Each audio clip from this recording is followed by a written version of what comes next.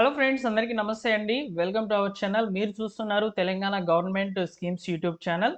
So ఇవాల్టి topic ఏంటంటే, లేటెస్ట్‌గా తెలంగాణ ఆర్టీసీ విభాగంలో తెలంగాణ రోడ్డు రవాణా సంస్థలో ఉద్యోగాల భర్తీకి నోటిఫికేషన్ విడుదల చేస్తామని చెప్పి సజ్జనార్ గారైతే మీడియాకైతే తెలియజేశారనమాట. అయితే ఈ యొక్క ఉద్యోగ ఖాళీలనేటివి దాదాపు 3038 పోస్టులుగా అయితే చెప్పారనమాట. సో వీటికి సంబంధించినటువంటి ఎడ్యుకేషనల్ క్వాలిఫికేషన్స్ ఏంటి? ఉద్యోగ ఖాళీలనేటివి ఎక్కడెక్కడ ఉన్నాయి? అదేవిధంగా వీటికి సంబంధించిన జీతం ఎంతుంటుంది? వయోపరిమితి ఏంటి? సెలక్షన్ ప్రొసీజర్ ఎలా ఉంటుంది? ఇలాంటి వివరాలన్నీ కూడా ఈ వీడియోలో నేను మీకు క్లియర్‌గా అయితే ఎక్స్‌ప్లెయిన్ చేస్తాను. సో మీరు తప్పకుండా ఈ వీడియోని లైక్ చేసి, ఎవరికైతే మీ బంధుమిత్రులకు ఈ వీడియో ఉపయోగపడుతుంది అనుకుంటున్నారో వారికి షేర్ చేయడం మాత్రం మర్చిపోవద్దు.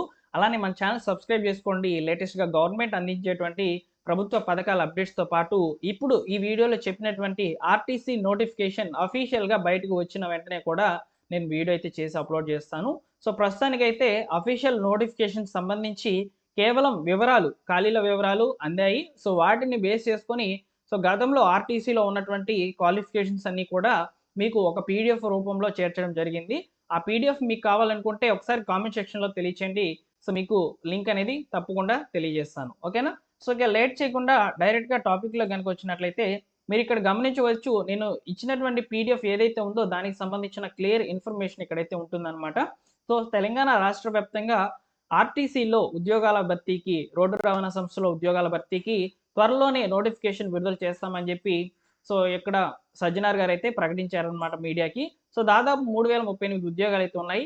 ఇవి ఉద్యోగాలనేటివి ఆర్టీసీ బస్సుల్లో ఉంటాయి. అదేవిధంగా కార్యాలయాల్లో ఉంటాయి. అదేవిధంగా డిపోలలో ఉంటాయి. ఈ 3 విభాగాల్లో అయితే ఈ పోస్టులను భర్తీ చేయబోతున్నారనమాట.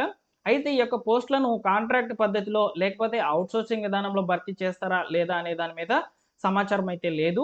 కాకపోతే వేకెన్సీస్ మాత్రం చెప్పారండి. ఆ వేకెన్సీస్ అనేటివి ఎలా ఉన్నాయి? ఏంటి? అనేది ఒకసారి తెలుసుకునే ప్రయత్నం అయితే చేద్దాము. ఇక్కడ చూసుకోవచ్చండి, మీరు స్క్రీన్ మీద అయితే ఉన్నాయన్నమాట వేకెన్సీస్ సంబంధించినటువంటి వివరాలు. ఒకసారి చూడండి ఇక్కడ.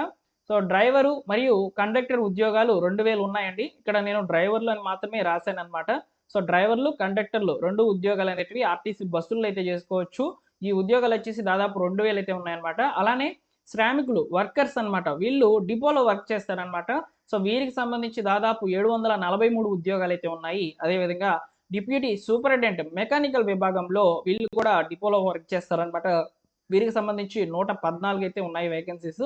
అదేవిధంగా డిప్యూటీ సూపరింటెండెంట్ ట్రాఫిక్ ఉద్యోగాలకు సంబంధించి 84 అయితే ఉన్నాయి.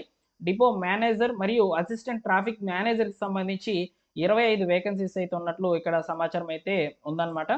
నెక్స్ట్ వచ్చేసి అసిస్టెంట్ మెకానికల్ ఇంజినీర్‌కి సంబంధించి 15-18 ఖాళీలు అయితే ఉన్నాయి. అసిస్టెంట్ ఇంజినీర్ సివిల్ విభాగంలో 23, సెక్షన్ ఆఫీసర్ సంబంధించి సివిల్ విభాగంలో 11, అకౌంట్ ఆఫీసర్ సంబంధించి 6, మెడికల్ ఆఫీసర్ జనరల్ విభాగంలో 7, మెడికల్ ఆఫీసర్ స్పెషలిస్ట్‌కి సంబంధించి 7. ఇలా వేకెన్సీస్ అనేటివి ఉన్నాయండి. దాదాపు 3038 ఉద్యోగాలైతే ఈ విధంగా ఉంటాయని చెప్పి సజ్జనార్ గారైతే మీడియాకైతే తెలియజేశారనమాట. ఇప్పుడు ఈ యొక్క ఉద్యోగాలకు సంబంధించి మీరు ఈ యొక్క విద్యార్హత, వయస్సు అనేది ఏ విధంగా ఉంటుందనేది ఇక్కడ మీరు స్క్రీన్ మీద అయితే చూసుకోవచ్చనమాట. డ్రైవర్లు మరియు కండక్టర్లు ఉద్యోగాలకు సంబంధించి 10వ తరగతి క్వాలిఫికేషన్ ఉంటే సరిపోతుంది. ఈ 2 ఉద్యోగాలకు సంబంధించి డ్రైవర్‌కి మాత్రము హెవీ డ్రైవింగ్ లైసెన్స్ అనేటిది ఖచ్చితంగా ఉండాలన్నమాట. అదేవిధంగా ఈ కండక్టర్, డ్రైవర్ ఉద్యోగాలకు సంబంధించి ఏజ్ లిమిట్ అనేది 18-40 సంవత్సరాలు ఉంటే సరిపోతుంది. అదేవిధంగా ఎస్సీ, ఎస్టీ, బీసీ, మైనారిటీ వాళ్ళకి ఏజ్ రిలాక్సేషన్ అయితే వర్తిస్తుందన్నమాట. నెక్స్ట్ వచ్చేసి శ్రామికులు, వర్కర్స్ అని చెప్పాం కదా! డిపోలో వర్క్ చేస్తారని చెప్పి ఈ యొక్క ఉద్యోగాలకు 10థ్ లేదా ఇంటర్మీడియేట్ క్వాలిఫికేషన్ ఉంటే సరిపోతుంది. ఈ యొక్క ఉద్యోగాలకు సంబంధించి వయస్సు 18-35 సంవత్సరాల మధ్యలో ఉంటే సరిపోతుందన్నమాట. అలానే ఇక్కడ డిప్యూటీ సూపరింటెండెంట్ మెకానికల్ విభాగంలో ఉద్యోగాల భర్తీకి సంబంధించి ఎడ్యుకేషనల్ క్వాలిఫికేషన్ బీటెక్ మెకానికల్‌లో కంప్లీట్ చేసి ఉండాలన్నమాట. అదేవిధంగా 21-40 సంవత్సరాల మధ్యలో వయస్సు అనేది ఉండాలని చెప్పి చెప్తున్నారు. నెక్స్ట్ వచ్చేసి ఇక్కడ చూసుకోవచ్చు. రిమైనింగ్ ఉద్యోగాలకు సంబంధించి చూసుకున్నట్లయితే డిప్యూటీ సూపరింటెండెంట్ ట్రాఫిక్ విభాగంలో ఏదైనా డిగ్రీ క్వాలిఫికేషన్ ఉంటే సరిపోతుందన్నమాట. 21-35 సంవత్సరాల మధ్య అయితే ఉండాలి. అదేవిధంగా డిపో మేనేజర్ లేదా అసిస్టెంట్ డిపో మేనేజర్‌కి సంబంధించి ఏదైనా డిగ్రీ ఉండాలి. 21-30 సంవత్సరాల మధ్య వయస్సు ఉండాలి. అసిస్టెంట్ మెకానికల్ విభాగంకి సంబంధించి ఎడ్యుకేషనల్ క్వాలిఫికేషన్ మెకానికల్‌లో బీటెక్ అనేది కంప్లీట్ చేసి ఉండాలన్నమాట. 21-30 సంవత్సరాల మధ్య వయస్సు ఉండాలి. సో అసిస్టెంట్ ఇంజనీర్ సివిల్ విభాగానికి సంబంధించి బీటెక్ సివిల్ కంప్లీట్ చేసి ఉండాలి, 21 నుంచి 35 సంవత్సరాలు age limit. Special officer civil విభాగానికి సంబంధించి సివిల్ అనేది బీటెక్ కంప్లీట్ చేసి ఉండాలన్నమాట సివిల్ విభాగంలో. సో వీరికి సంబంధించి 21 నుంచి 35 సంవత్సరాలు ఏజ్ లిమిట్ అయితే చెప్పారు. సో అకౌంట్స్ ఆఫీసర్ సంబంధించి B Com, so bachelor of commerce సంబంధించి లేదా ఎంకామ్ మాస్టర్ ఆఫ్ కామర్స్ సంబంధించి కంప్లీట్ చేసినటువంటి వాళ్ళు ఎలిజిబుల్ అవుతారు. 21 నుంచి 40 సంవత్సరాలు ఏజ్ లిమిట్ అనేది పెట్టారనమాట. సో మెడికల్ ఆఫీసర్ జనరల్ విభాగానికి సంబంధించి ఎంబీబీఎస్ కంపల్సరీగా కంప్లీట్ చేసి ఉండాలి, 21 నుంచి 40 సంవత్సరాలు వయసు అనేది ఉంటుంది అనమాట. మెడికల్ ఆఫీసర్ స్పెషలిస్ట్కి సంబంధించి ఎంబీబీఎస్ ప్లస్ పీజీ అయితే ఉంటుంది. సో 25 నుంచి 45 సంవత్సరాల మధ్య ఏజ్ లిమిట్ అనేది ఉంటుంది అనమాట. అయితే ఈ యొక్క ఉద్యోగాలకి సంబంధించి శాలరీలు, ఓకేనా. సో మీరు శాలరీల గురించి అయితే అడగవచ్చు.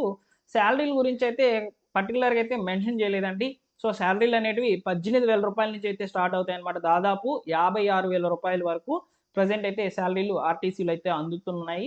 సో ఇందులో మనకు తెలిసినటువంటి సమాచారం ప్రకారం డ్రైవర్ కండక్టర్ ఉద్యోగాలకు సంబంధించి మాత్రము 18,000 రూపాయల నుంచి 25,000 రూపాయల మధ్యలో అయితే శాలరీలు అయితే వస్తూ ఉన్నాయన్నమాట. సో ఈ యొక్క ఇన్ఫర్మేషన్ మాత్రమే మనకు తెలుసు శాలరీలకు సంబంధించి. సో కాబట్టి ఈ యొక్క ఉద్యోగ ఖాళీలు, అదేవిధంగా వీటికి సంబంధించినటువంటి ఎడ్యుకేషనల్ క్వాలిఫికేషన్స్, ఏజ్ లిమిట్, అదేవిధంగా మీరు ఇప్పుడు జీతం వివరాలు అయితే తెలుసుకున్నారు. సో అయితే ఫ్రెండ్స్, ఈ యొక్క ఉద్యోగాలకు సంబంధించి సెలక్షన్ ప్రాసెస్ ఏ విధంగా ఉంటుంది, ఓకేనా. సెలక్షన్ ప్రాసెస్ అనేది ప్రజెంట్ అయితే పారదర్శకంగా మెరిట్ ఆధారంగా తీస్తామని చెప్పి సజ్జనార్ గారు అయితే మీడియాకి చెప్పారనమాట. ఇలా చూసుకున్నట్లయితే ఎగ్జామ్ ప్యాటర్న్ అనేది ఉండదు.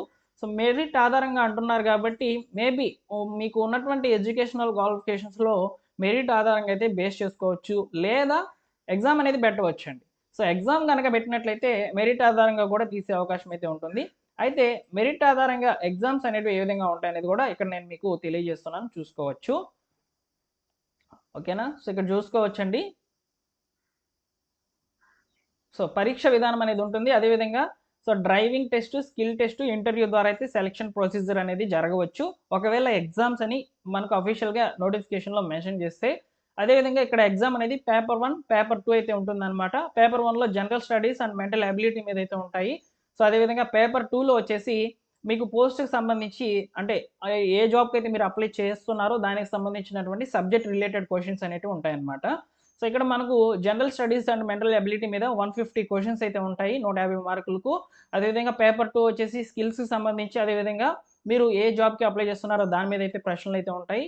సో దీని మీద 150 ప్రశ్నలు 150 మార్కులకి అయితే ఉంటాయి. మొత్తము 300 మార్కులకి అయితే మీకు ఎగ్జామ్ అనేది జరగవచ్చు. తర్వాత టెస్టులు అనేవి ఉంటాయి ఎవరికి, సో డ్రైవింగ్ టెస్టులు ఉంటాయి డ్రైవర్కి సంబంధించి. అదేవిధంగా సో ఈ యొక్క మెకానిక్ విభాగానికి సంబంధించిన వాళ్ళకి కూడా టెస్టులు అనేవి జరగవచ్చు.